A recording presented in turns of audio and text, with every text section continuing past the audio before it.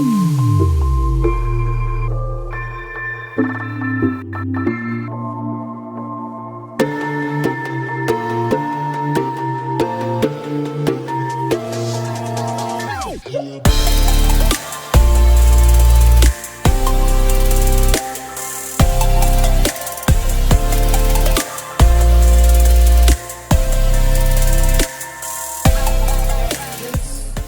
class we will be discussing Faraday's law of electrolysis. Okay, but before starting Faraday's law of electrolysis, I would like to draw your attention towards this tiny little small cell which I have drawn here. Okay, now here you see, here I have taken two electrodes connected with a battery terminal and have taken an electrolytic solution. This electrolytic solution contains sodium chloride. Okay. Now we know sodium chloride is as soon as it goes into the solvent, it will get separated into Na positive and Cl negative. Yes, we know this one. Now you see, this part of the battery is negatively charged. This part of the battery is positively charged. The rod which is attached to the negatively charged terminal will obviously be negatively charged rod. Yes or no? Now these negatively charged rods we know can attract cations. Yes or no? Negatively charged rod will attract cations. Therefore I can name it as cathode. Okay? Automatically this electrode will be anode. Okay? Because this is positively charged and they will attract anions. Now you see, in this electrolytic solution, this sodium chloride has split it into Na positive and Cl negative. Now what will happen is, this Cl negative will be attracted towards this anode. As this Cl negative goes inside this electrode, what happens, the reaction, this kind of reaction takes place. In anode, what happens is, we know in anode what happens, oxidation takes place, isn't it? So this Cl negative ion will go into this electron, it will lose one electron and form Cl. Okay, it will lose one electron and will form a Cl atom. Now you see, normally there are many ions present in this electrolyte solution. Okay, many ions, I mean many Na positive and there will be plenty of Cl negative. So if two Cl negative goes into this electrode at this anode, then these two Cl negative will be producing Cl2 and 2 electron will be liberated, isn't it? I hope you have understood. Now, as this chlorine is a gas, since this chlorine is a gas, it will move out of the solution. Now, what will happen to these two electrons? These two electrons will be present in this rod. Now these two electrons will get transferred to the other rod, which is called cathode, by transfer of electrons.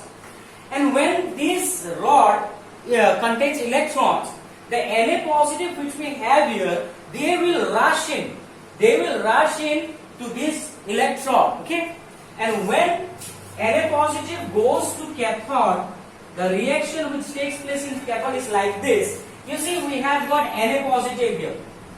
This Na positive, 2 electrons have already come here.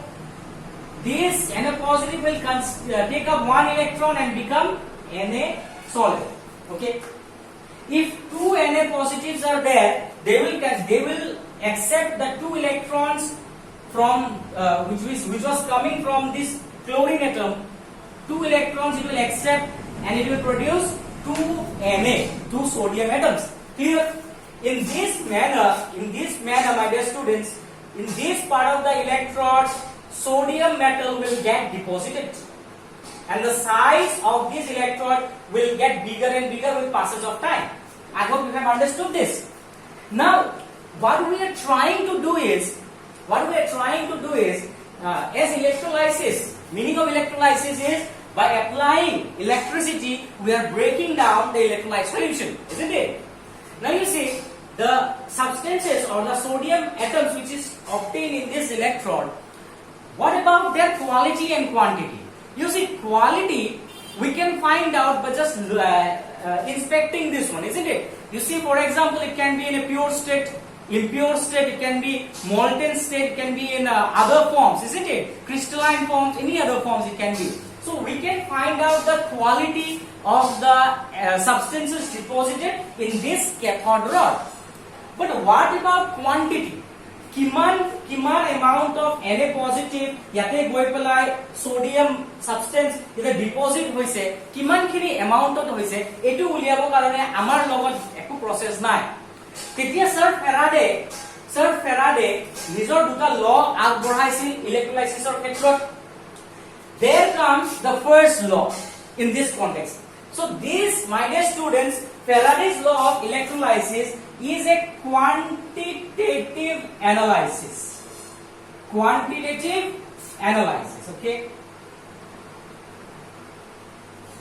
Alright, now have a look. The first law of Faraday states that the amount of substances deposited or liberated at an electrode is proportional to the amount of electricity passing through it. Okay?